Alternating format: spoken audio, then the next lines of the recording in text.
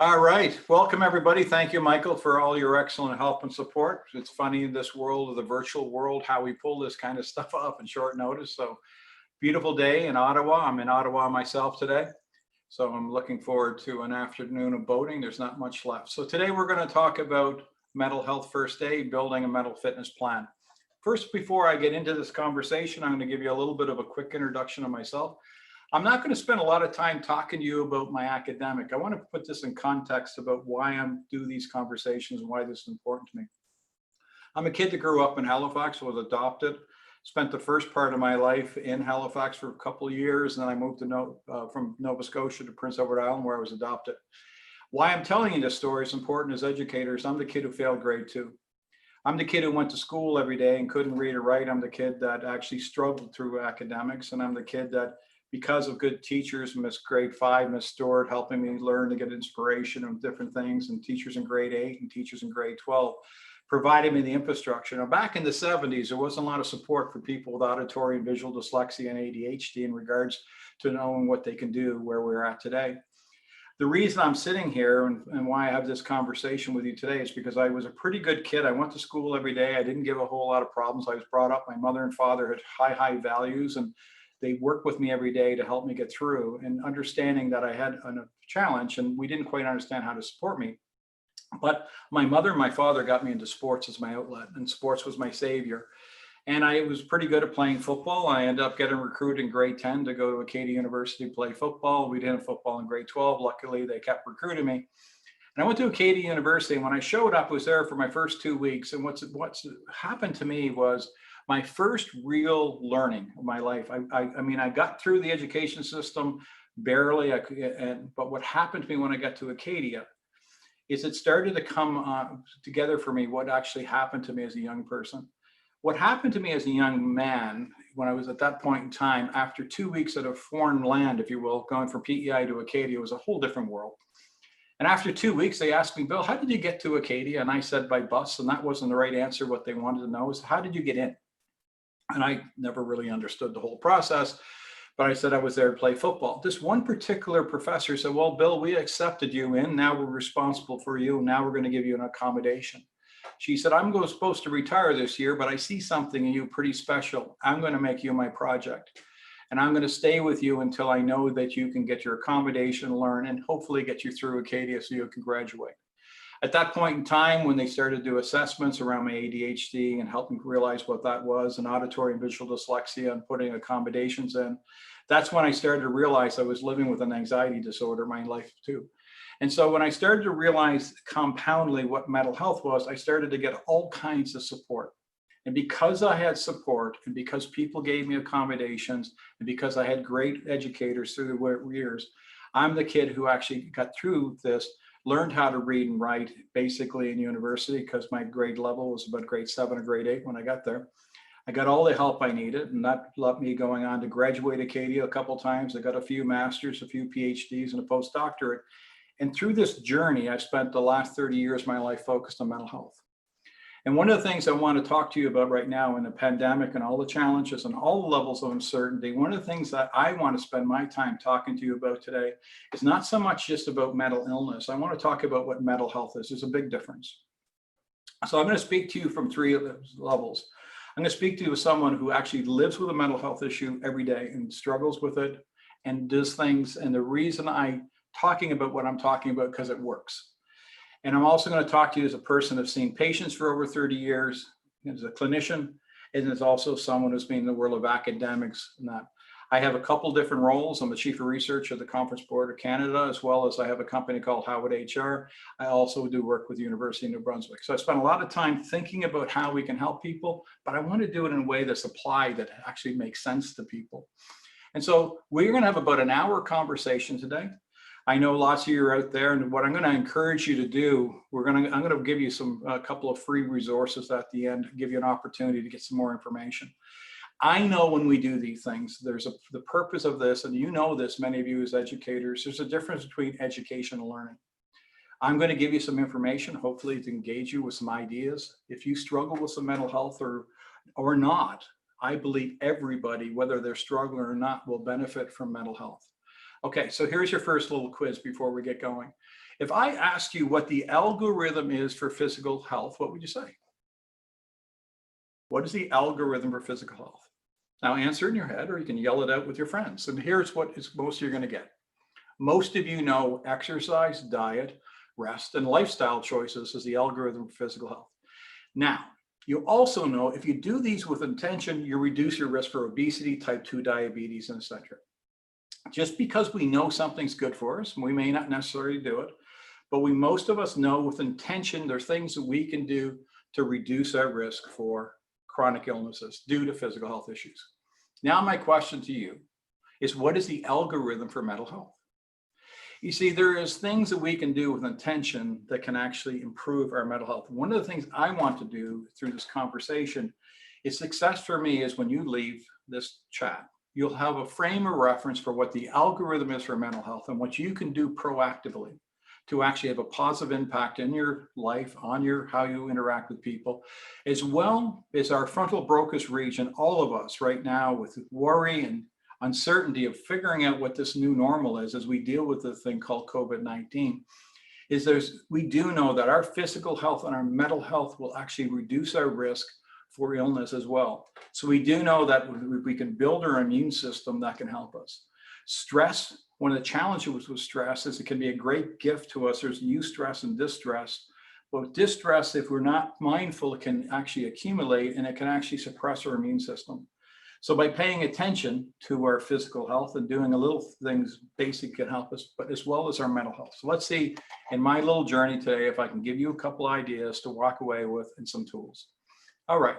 So before COVID-19, 1 in 5 Canadians were experiencing a mental health issue. And what we now know is that really what I want to talk to you is 100% of the people in the population who benefit from mental health. It's 5 in 5. And before COVID-19, 1 in 5 came to work struggling. I just finished a national study with the Mental Health Commission of Canada and the Conference Board of Canada. And we looked at had over 1,800 files involved. And we found that over 15 different factors, the average Canadian's level of concern increased about 84% on average, meaning that people are a little bit more aware of different things that are stressing them out. So we now know that many people may be challenged a little bit, but what's really super about us as human beings, we're really resilient. And what's really cool about it is in hard times, we can actually often thrive. So it's important to let you know that even though COVID-19 is being extremely hard on a lot of people, there's a lot of people are doing okay. But what I'd like you to be aware of is there's lots of people are not. And just because you may be doing okay, it doesn't mean that everyone else around you is. And what you're going to get some insights is that the environment, how we interact with other human beings can have a great impact on their mental health and can be critically important. When we do this, what we're trying to do is get ahead of the curve. Now, this is not to be an alarmist, but here's the facts. COVID-19 has had a major impact on mental health in Canada, and the 4th wave is not here yet. So the real challenge is, although there's been lots of it, I've been dealing with more suicide, more addiction, more challenges because people have been waiting to be reactive. We do these kind of talks because we don't have to be catching. We can get upstream, and there are things we can do proactively, little things each day, micro decisions that can be helpful for us to have some impact. So mental health is about a frame of reference of paying attention to what we can do as we go through our day-to-day interaction. So the first, I want to give you a quick frame of reference. Key's model is basically what I want you to be aware of. When we often say the word mental health and mental illness, people confuse them and think they're the same concept. When I have a patient comes to my office with extreme depression, for example, they can fall on a continuum from low mental illness to high. If they come into my office, usually people don't show up to my office because they're in a really super mood. They usually come because they're challenged. And their level of functioning in some area of their life, they feel some level of impairment. With that, when that starts to happen, they come, and when we start to help them to ameliorate their symptoms and start to get some control, what we really want to do is have them focused on their mental health, their view of how they see the world.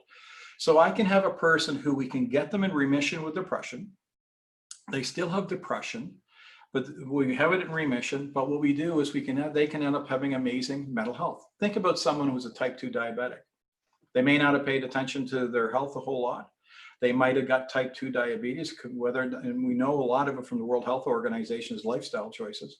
And so because of those choices, they end up becoming a type 2. They start paying attention to their physical health. They might be in better physical health than they were before ever and still have type 2 diabetes. So it's important for us to realize whether you have a mental illness or don't have a mental illness, that mental health is critical. One way to kind of anchor it in your head is we all know that we sometimes put that extra 5 pounds on. And, even over Christmas or whatever, we don't pay a whole lot of attention. We put on a little bit of weight. But because we put more calories in than we burn, we can start to gain some weight. It doesn't like happen overnight. You look down, oh my God, I got a belly. It kind of happens over a bit of time. It sneaks up on us. And we kind of get used to it. Like we're like a goldfish. We wake up every day from a neuroplasticity perspective. We get kind of used to our new norm and we reset. Well, stress accumulates too. And if we start to actually normalize stress, and if it's bad stress, distress, and we start to feel, many of us will start to accumulate and we try to dismiss it. And just because we may not be in our minds so worried, our bodies might be toxic. We might have higher levels of cortisol levels. That's why stress can kill. That's why stress can lead to heart attacks, cancer, et cetera, and different things. We know the stress accumulates. And we can't escape the fact that we're going to have stress in our life. It's what we can do is pay attention to how our mental health is. Now, all of you that are watching today will fall, and we're not talking about mental illness. You're going to either be flourishing, reacting, or languishing. And what's amazing about us is can be like a weather system. We can be feeling really, really good in the morning. And then some of us, I feel myself like I'm sometimes wonder, I'm in a great mood. And then I get off that call and I go, oh my God, and I have to pick myself back up. And I'm going like, I feel like sometimes I'm going up and down. And I know I'm not alone. And our emotions can go back and forth. We're very emotional. And what can happen is you look out in the world, whenever I have a difference between what I want and what I have, I can't solve it right here in my frontal lobe, in my Broca's regions. I can't problem solve it. That interior sync cortex of my brain, I get over here and I get caught in my emotions. And when I get caught in my emotions, whatever thoughts start to come up, if I'm not up here, I might start believing this junk. And thoughts are just thoughts. Thoughts aren't facts. And that's what happens. And most human beings don't know this. You'll have anywhere between 12, 15,000, all the way up to 50,000 thoughts a day. Lots of thoughts, anywhere from 15 to 30, 40 a minute. But many people don't realize that a lot of their thoughts are negative. And that's a part of their experience. And because lots of people are warriors, they have all these thoughts going in their head. If they're not mindful of that, those thoughts can impact their mood and their emotion and how they experience the world.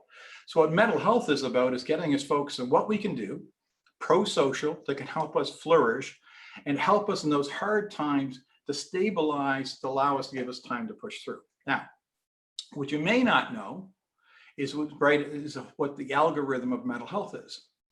And what's really important for you to keep in mind is there's really different things that drive it. One is your physical health. Mind-body interaction, super, super important. 2, social connections, having safe psychological connections, authentic relationships.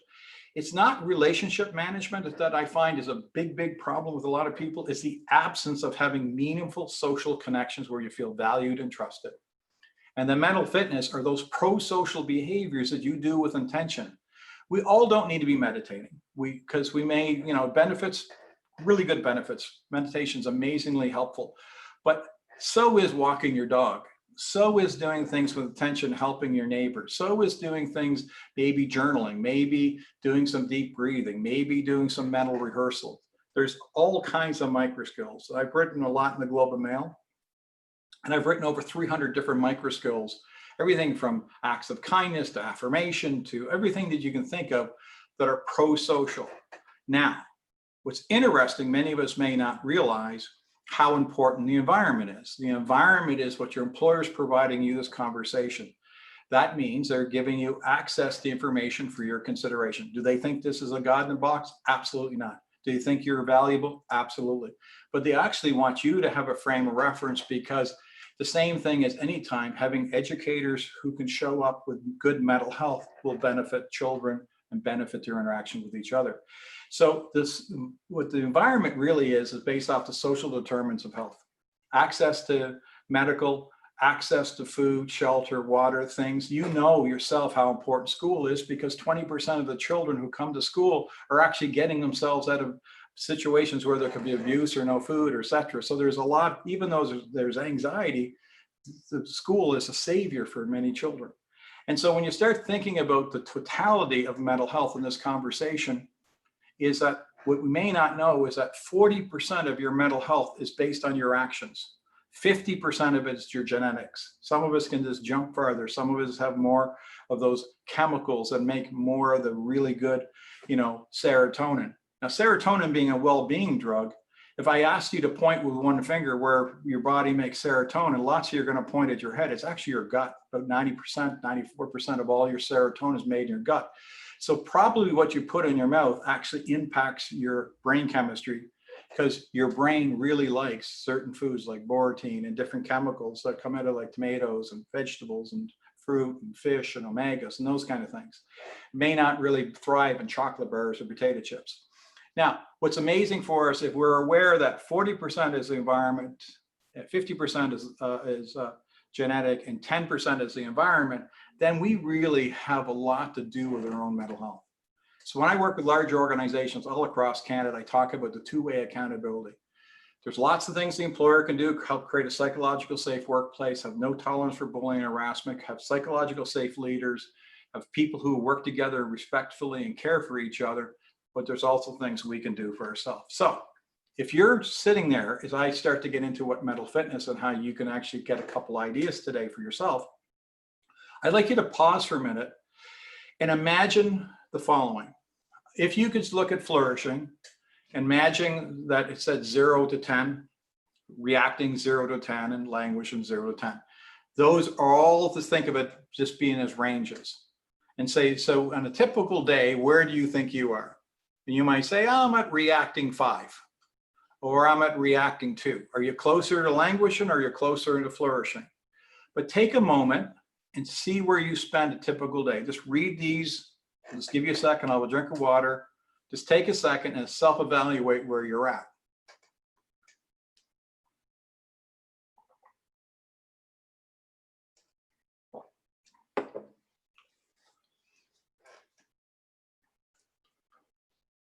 Okay.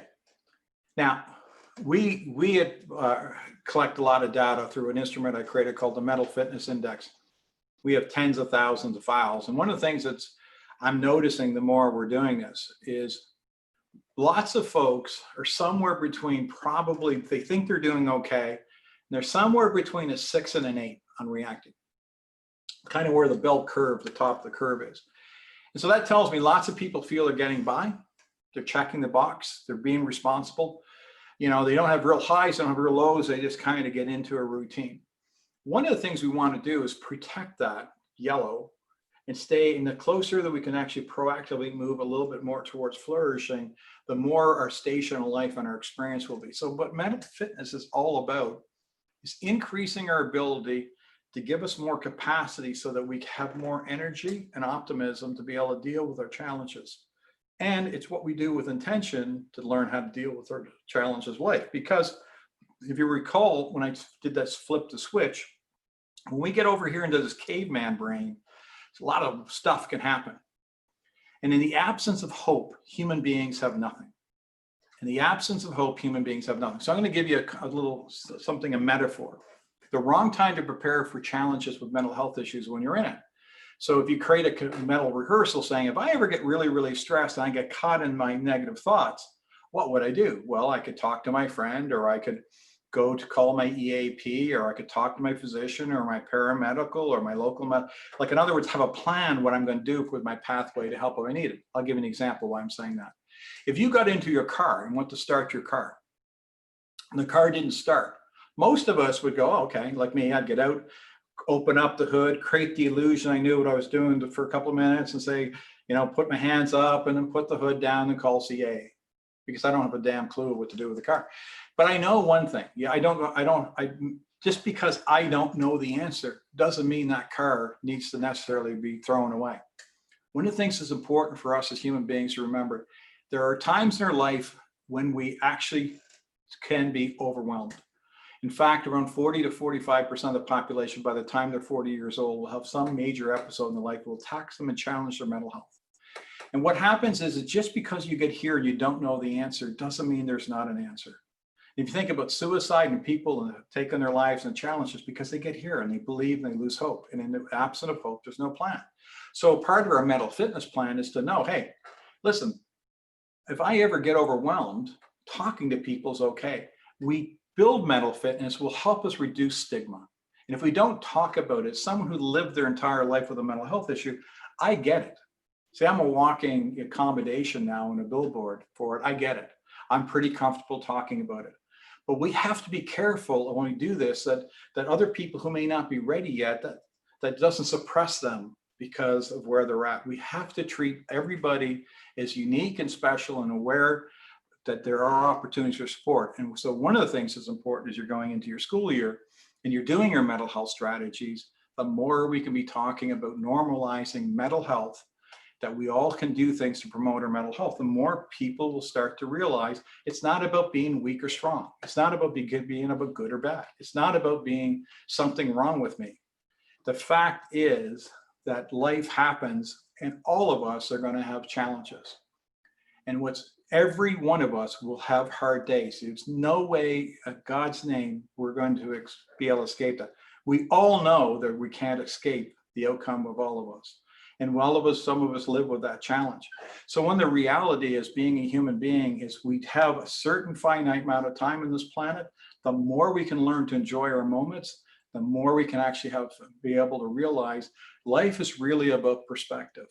I read a book a couple of years ago, but we only have so many F's to give. And I wrote a new book, How to Stop Hiding and Start Living, because my belief system is that many of us, if we could just take some stock. And then I scratched my head one day and said, what am I talking about? Lots of people have never even had a conversation about mental fitness. So let's just start with that. But what you can intentionally do each day to improve your mental health. And these are things that actually help you to develop your mental health. Now, so as we start to look at this, there's all kinds of things you do. So the concept around resiliency, you hear lots of people talk about resiliency as being able to bounce back. Well, resiliency comes from three things. One is your experiences. So I'm fairly resilient, whether I'd like it or not, because I was told to myself, I remember my grade 2 teacher saying to me, hey, Bill, you'll be a good farmhand. Now I'm 55 years old and I can remember that day like it was yesterday. So words matter. The things that people say to other people can actually stick in their life. And we may not realize our own frustration, but thank God I had my mother and my father say, no, you'll turn out okay. And so having those kinds of influencers in my life, I wouldn't be here today if I have environmental support, my experiences, and my education. I've learned how to actually evolve my own resiliency. The thing about resiliency is that I would like you to be aware of, resiliency is much like a battery.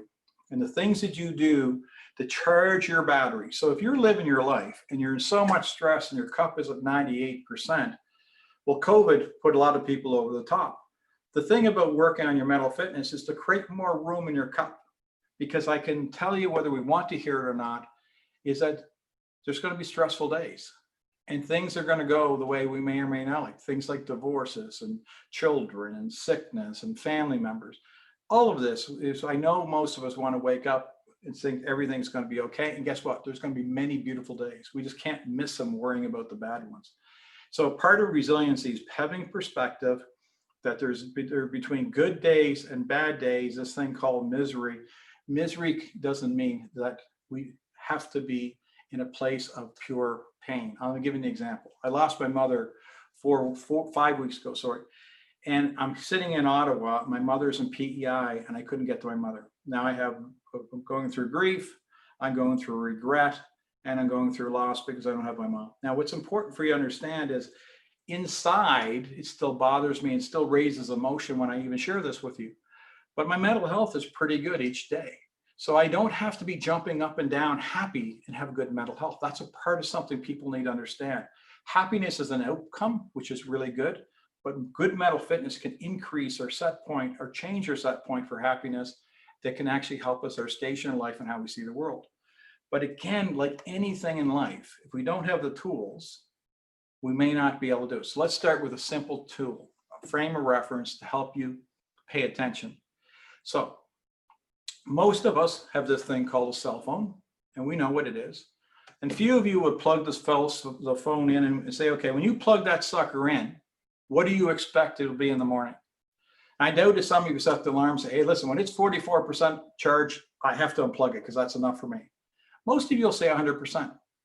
But how many of you wake up and come to work every day feeling 100% charged? And it's not going to be all of you. That is for sure. Some of you, perhaps, but not all of you. Many of you are going to come somewhere between half full and charging. And it's because what happens of the demands of life, you're not just your work, your parents, your mothers, your caretakers, and you're human beings. So we have a lot of things that are demand. So what we want to suggest to you is what can you do with intention to help offset? Because you're going to have things that are draining you every day. And what you can do with charge? So let's take a look at it. So as your personal resiliency, your environment. Now, what's important for you, willpower. Some of you have a lot of willpower. But willpower is a finite resource. See, in other words, you can start the day out and your mornings may be better than afternoons because you're just able to grit your way through challenges. But the afternoon, you might be a little bit more edgy or more, because willpower and self-discipline are two different concepts. And what happens is that many times our environment can kind of hit us and it can be draining. And it could be the routine, it's schedule, demand, stress, challenges, expectations. Those things can be draining us. And if we're not mindful that things can be draining us, as well as what can we do daily with intention to charge us. Now, having a vice principal that walks up to you every day and say, hey, how are you? Anything I can do? Or having a teacher that walks up to a student and say, how are you? Those little things. I wrote a book called The Teacher Survival Guide for the 21st Century. One of my doctoral dissertations I did was on classroom management. So in transparency, my very first degree from Acadie was in physical education. Yes, I'm a licensed teacher, TC5 at Nova Scotia. And so I started out in the education world before I got in the world of psychology, where I actually work with young offenders. And one of the things I found was critically important for me for classroom management was showing up and being happy myself and spending time with students and building rapport and trust with them. And by investing the time in those relationships, I found those relationships charge me. A smile from someone or a hello from someone with a reciprocation. Our environment plays a big role, and how we conduct ourselves will actually impact what we get, what we give, what we get. So as we're going through this, I'd like you to be mindful about this conversation around your mental fitness. There's all kinds of ways we can get good things. Sometimes, in all due respect, some of us get in our own way. And some of us don't know how to tell other people because we all need to be aware of it. When we get open to the possibility there's things we can do better to improve our experience with other human beings, then creates the opportunity for growth and development. And so the great thing about human beings is the more that they're paying attention to what they're doing that's working, and instead of thinking in life about failure, forget about failure and take things that were challenging, start seeing that as feedback and what you can get from your learnings and how can you improve. So if you had a slip with a peer or a slip with a kid or a slip with your wife or a slip with your partner, what can I get from that experience that I can change that can have a positive? And that's us being mindful. And I think one of the parts about mental health, why it's so important, is perspective. There's no perfect. It's perspective, there's no perfect. And the more we can keep that perspective, that we don't have to have perfect, then we can start to be able, in our challenging times, seek to get the information, to get hope, to get a plan. Again, in the absence of hope, life can be challenging. So the great thing I'm going to anchor, and I keep doing this with intention, you don't have to have all the answers. You just have to have the willingness to want to learn and willingness to do the work. If you do the work, want to learn, I can tell you building resiliency and mental fitness is not going to happen by next Tuesday. If you're someone who gets a little edgy or someone who gets a little stressed, developing what I'm going to talk to you, you would be amazed what 6 to 8 weeks will do. And it's not really complicated. It's just doing a couple of things with intention.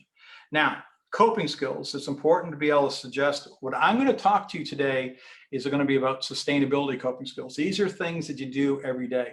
Think about like a treadmill. Wouldn't it be great if you got on a treadmill and you did 30 minutes and all of a sudden you're shredded and that's it? You don't have to do it again for the year. That's not how it works. You need to do something every day to promote your physical health. The same thing happens with mental health. Now, developmental coping skills are different. These are things that once you learn them, like the ABCs or your timetables, once you get them, you have them forever. So for example, 2 plus 2, is 4. Now, what you may not realize is that emotional intelligence, for example, is a developmental skill. Once you get good emotional intelligence and you have it, you have your foundation. Of course, you don't practice it, you lose it, but if you have that foundation. Same thing as dealing with what we call cognitive spyware. Like, for example, lots of us don't realize their spyware runs in our head. It's kind of like a guy and a girl in a bar. They're both single. I'm a bartender's son, so I apologize. Dad was a bartender for 50 years, so I got all these bartender stories, man.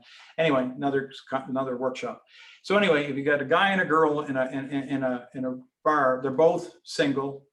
They're both there. They both are looking at each other. Why didn't they get up and talk to each other? And it comes like this. Guy looks at the girl and looks at her. 2 plus 2 is 4. Looks at her. Me plus her. No go. So because of fear and a failure in his head, he goes, if I get up, she's going to say no. So he would rather sit there in his own head without realizing that I suck in my own head and accept that there's no way this person would ever want me or like me, and I'll just accept the consequences, versus getting up, walking over, giving it a go. And if she says, I don't want anything to do with you, you can say, geez, I was sitting over there and I called that, and feel good about making a good call. But what the point I'm trying to say is many of us have limited beliefs we don't realize to stop us from trying. I worked 12 years in Wall Street. My last role as the chief of staff of a large financial organization. How did a kid from PEI get to do that? I was a CEO in a large firm as well. The reason I did is my mother and my father taught us one key lesson: fail out here, not in here. Fail out there, not in here. And that's stuck in my head ever since I was a kid. And it's because of that, I feel gifted that even though I've gone through all kinds of challenges, I've learned that failure is a part of life. What can you learn from it? And I failed a whole lot. Being visual dyslexia, and I've written, I don't know, over 50 books. I've done, all kinds of articles, well, hundreds of articles. And if I didn't have a professional editor, my brain would snap, because I just can't command the English language. And the reason is I just accepted. Same thing as someone who's deaf, which, people have, or visual, I have that, and I need support. Like my glasses help me see. An editor helps my words come out of my head so other people. That's a part of my mental health, is to accept my limitations and celebrate my strengths. Accept my limitations and celebrate my strengths. Focus on what I'm good at. And being able to pay attention to it as we start to move through this, one of the things I want to get to you to start thinking about is that some of us may, under stress right now, not be mindful of how we actually cope. And under stress, you're going to either gravitate to what are called pro-social coping skills, or at-risk coping skills, or self-indulgence, just to try to block, to ignore.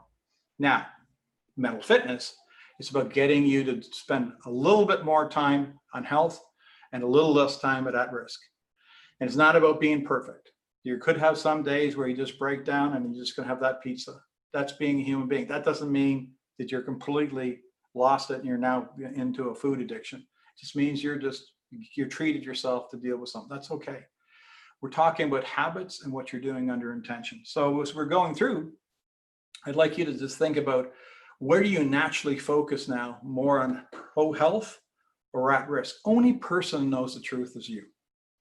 And the more you can actually be mindful of where you're starting at, that's where we can start. So in developing your mental fitness plan, and what I want to do is give you a little quiz. If you remember, what are the answers to this? What percent of your mental health is in your control? Genetics and environment. 10% environment, 50% of genetic, 40% is intention. So that tells us that you can have a major impact by your micro decisions on promoting your own mental health. So what we want to do is start with a simple plan. And that's all we want to do, is a very, very simple plan on how you can take action to promote your mental health. Now, the algorithm, as I said, for mental health is social connections. I'm spending a lot of time with social connections. I created an instrument with the Globe and Mail. I did a study with WSBS, has published it. If you're interested, I'll make sure you guys get it. And there's a free tool online. You can assess what are called your isolation and loneliness. We need to make sure that people are aware that isolation and loneliness are different. Isolation is when we have perceived barriers that inhibit our ability to have authentic connections with other people. Loneliness is a byproduct. You can be surrounded by people and feel lonely. If the absence of social connections, if you don't feel connected with your partner, I know lots of people that have been married that have been lonely in marriages. So those social connections is a core pillar for promoting your mental health. I will challenge all of you, your senior administrators, your superintendents, your principals, all of you, and you as well, teachers and administration, the people that you influence. One of the key things for students, for everybody, is to help people ensure they have at least one safe person to talk to so that people can feel they're part of the connection of the network. Because when we have people that care about us and support us, that can help us when we need and are challenging to self-advocate or to get perspective. My partner, she can say things to me in 10 seconds no other human being can say. And so she has, power over me. No, she has my trust. And that is really critical. So there's, like, for me, talking to her is like oxygen. So it gives me perspective. Physical health, what you do daily. Now I had for me, I like structure because I'm ADHD. So I have a personal trainer I work with 3 days a week, and I do my own thing. So that way I know I'm being tortured on a regular basis and focusing on the same thing with diet. I follow a pretty structured diet, and the same thing with hydration. I know that I need to drink X number of liters of water a day. So those are things. Mental fitness, and there's things we can do daily with intention. And I personally do. I meditate, but not a long time. I meditate 3 minutes a day. I do what is called a mindful self-check. I also do spend time using a daily journal. For me, I find journaling is very helpful because it puts my day in perspective. So when I'm going to bed, my mind's not racing. And then the other things that I'll spend time on is, to me, doing things for other people and supporting. I find doing acts of kindness and paying attention really helps me, because I like paying back, because I believe that without the support I have, I wouldn't be where I'm at today. And then the environment is, you need the people you're around, psychologically safe, making sure that you have food, shelter. We know in Canada, the number 1 and 2 predictor right now of someone's mental health is whether they have a job and can pay their bills. And because what's happening is that with COVID, lots of people being displaced. Up to 5 million people at one point lost their employment and didn't know what was going to happen. We're still in uncertain times for a lot of people. So we need to be aware that the environment's big support. We can do things. What you can control directly are the things your employer can really help create a psychological safe workplace for you. So this is my plan that I wanted to share with you really quickly. And I like doing this thing called gratitude. The reason I spend a lot of time in gratitude is because my anxiety. So my anxiety, I can actually see something and go to something negative pretty quick. And now that I learned how to defeat these automatic negative thoughts, I have trained my brain with what's called, if you know what a yellow punch buggy is, when you buy a yellow punch buggy, you start noticing yellow punch buggies. Well, most of us don't realize we live our life with what's called the 98-2 theory. 98% of our life's good, 2% sucks. We spend time focusing on what sucks. Gratitude is about slowing down and taking moments in the day about what you're grateful for. I suggest people taking morning, midday, evening, just pausing for a minute and reflecting on what you're grateful for. That starts to actually train your brain to start to find what's good in your life. Lots of us have all kinds of wonderful things. We have our health, we have family, et cetera. And we sometimes get caught up in self-pity and worry, and we don't realize that our concerns are real, but they don't define us as a human being when we have so much more to worry about. The other things then, when needed, spyware, as I told you, I get those automatic thoughts of techniques. But those are what are called, those are developmental coping skills. I created a program at the University of New Brunswick called Pathway to Coping. It's an online course. There's lots of good curriculum in it. There's other kinds of courses out there. I think it's like for $100 or something. And what happens is people can they can go through these there's 9 modules. And what happens is each module is focused on a coping skill. And for people who want to actually learn this, it'll take you several weeks to do it. And so my point I want to let you know, if you struggle with your emotions and you get upset, there are things that you can take, tools that you can learn, like an EQ, different techniques that can really help you have emotional regulation, so you can have emotional flexibility, and that then you could be more able to follow through and practice. So those are your foundations. Now, but from a get-go, if you can actually just start working on sustainability and do some basic things like make sure you get good sleep, make sure you're aware of a couple things you do that you really get enjoyment of, things that charge your battery, like seeing your granddaughter or playing with your children or going on date night with your wife or doing the, spending time playing pickup hockey whenever that happens again. Different things that actually charge your battery that you're doing with attention. So you have something to look forward to. That's about pro-social. Now, to help you today in the purpose of this conversation, over the next 5 or so minutes, I'm going to go through, give you a couple of tips, and then I'll do a wrap up, and then I'll talk about some tools I'm going to make sure you can get some access to help out. So picking your micro skills.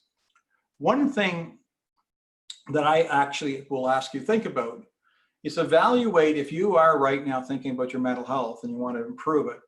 You know yourself better than anybody. So you want to be able to say, okay, am I worrying here all the time in my head, or do I feel stress in my body? Or am I anxious? So having someone like me who has anxiety telling me to go just calm down doesn't normally work if I'm anxious, because my old brain, where my amygdala is, doesn't actually always listen. So what happens is if I can work on my old brain, and I can work on my old brain by training it, by relaxing it, by using deep breathing, for example, or training my old brain by using guided imagery where I create states of relaxation or progressive. I'm working on my body. If I want to work on my mind, I can do things that are conscious. Like I said, it could be formal, like meditation, mindfulness, journaling, gratitude, or it could be just, again, walking your dog every day, or going for a walk with your partner, like something that you get a whole lot of joy out of. Those are things that we want you to be aware of from mental fitness. And it doesn't have to be 100 things. It's typically, if you go, these 1 or 2 things, one to help me charge my battery, and one that if I'm getting anxious, what I do. Now, physical health, your sleep. If you're looking at exercise, diet, rest, sleep is critical. And what's probably sleep hygiene. If you have a hard time going to bed, then you would be wanting to look at sleep hygiene. If you wake up in the middle of the night and are anxious, we need to do some stuff around what stimulus response. But your bed is really good for 2 things, and I will talk about sleep. The other one you'll figure out on your own. It's important for you to be mindful that sleep is really critically important. It's something we need to get better at, because lots of people aren't getting enough good quality sleep. And it's not the length of the sleep that's important, it's the quality of sleep. When you wake up in the morning, do you feel rested? That's critical. Do I feel rested? Not that I slept 8 hours, because it could be unrested bedtime. It's when you wake up, do you feel rested? Nutrition and hydration are critical. Lifestyle choices, alcohol, drugs, drinking, all those kind of things, they put us at risk. There's recreational, but we need to be careful of cognitive dissonance, where we say we're going to have 1 glass of wine and we have 5. Paying attention to those micro shifts. Nutrition, lots of folks are just not eating correctly, and they're not actually eating enough quality food. They're missing meals. Our body does better with a little bit of nutrition. Now, if you look at it and say, geez, Bill, I'm messing all of those. Just pick one, start. Sleep's where you start. Get good sleep. Next, the next most important one is if your lifestyle has you at risk behaviors, we want to stop those. Then we go to nutrition. Then we go to exercise. Nutrition, hydration, remove. So you need sustainable. Then the next one is around your social connections. Sadly, one of the hardest things to be as a human being is to get along with other human beings. Human beings are our biggest source of pleasure and our biggest stressor.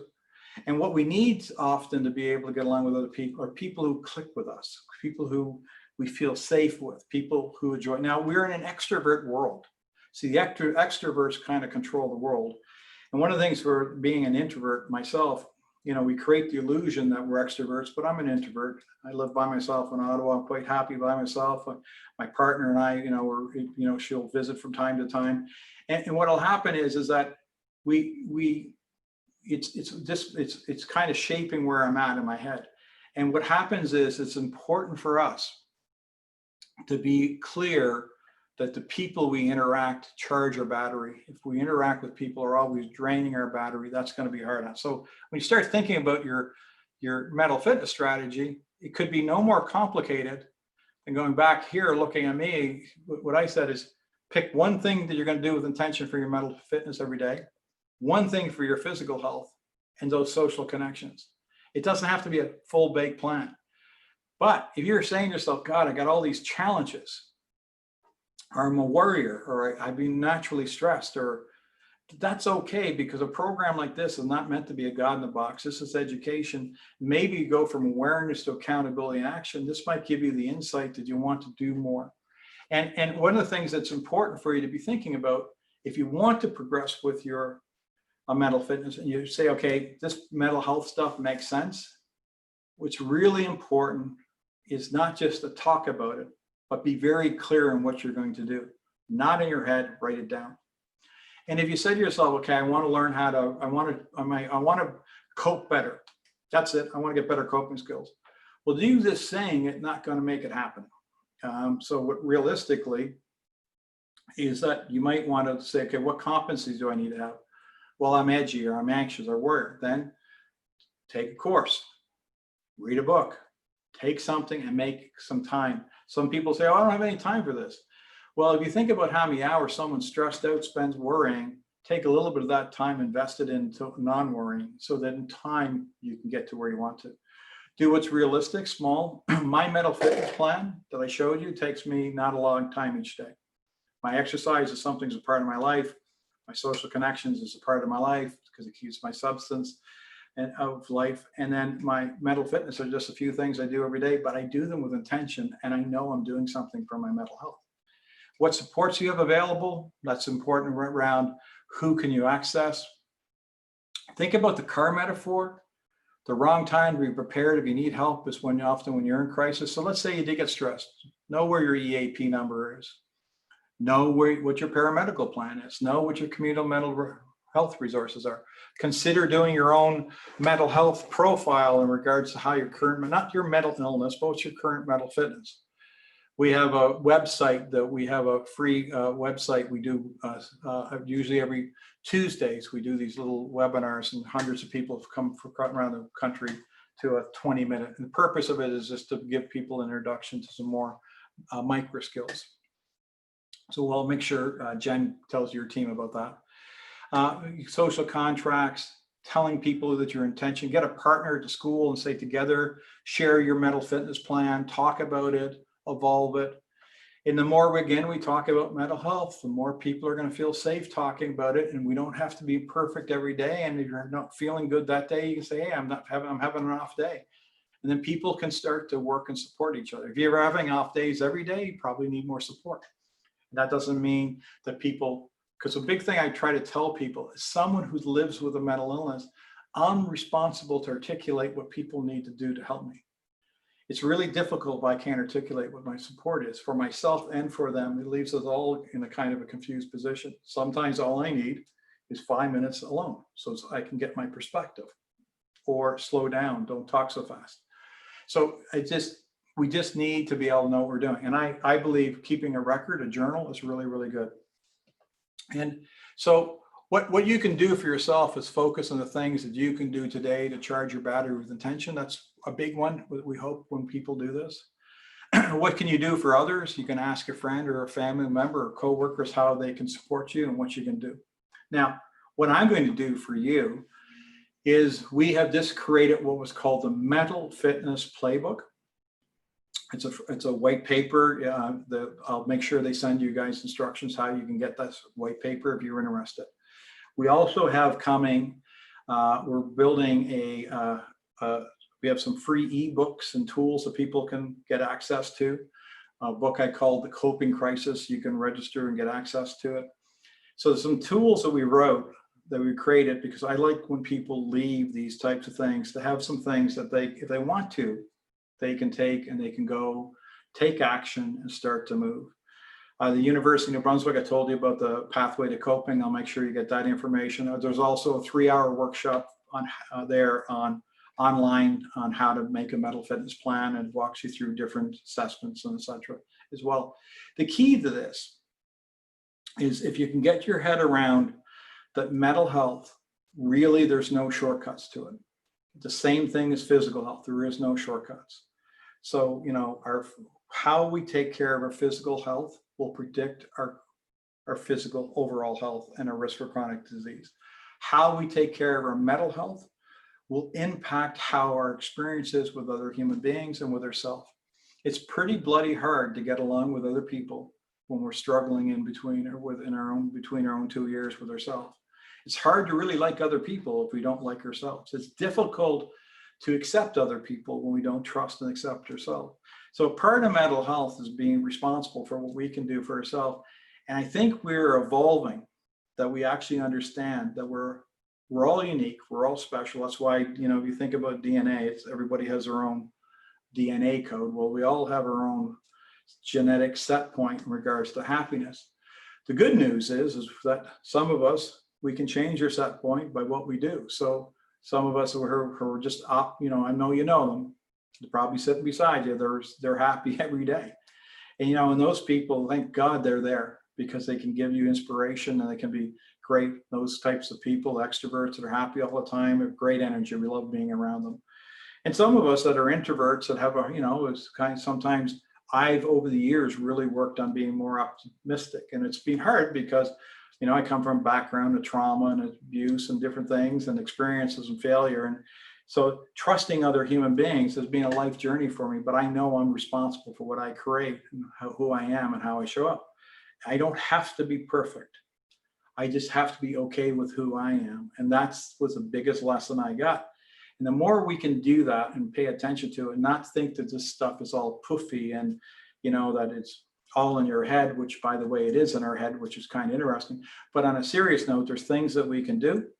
Also, what I'd like you to consider too is how your behavior, how you show up every day can have a massive impact on other people's experience. So some of us don't realize we can cast pretty big shadows, and when we can be big influencers. So the way we show up can impact other people's experience, and if we can keep that in mind, we can be helping ourselves and we can be helping other people. And the last thing I'll say, because I know there's not a whole lot of opportunity for questions, Michael gave me that insight, is that just to put in perspective, the purpose of this was not to be a God in a box. It was to give you a couple ideas, get you thinking. That's what we really wanted to do, is get you thinking about what can I do with intention to support my mental health, and what can I do with intention, you know, to support other people. And the more I can do that with intention, if that's your mental health strategy to start, or your mental fitness plan, that's going to be wonderful, because at least you're aware and you're moving forward. Okay, so with that, Michael, I think we'll call it a day. Let all these people get back to their wonderful experience, and I wish you all amazing school year, and good luck. I'm praying that it all works out, and I know we'll get through this COVID-19 one way or another. There's just going to be a few speed bumps, I suspect, but let's get ready for it.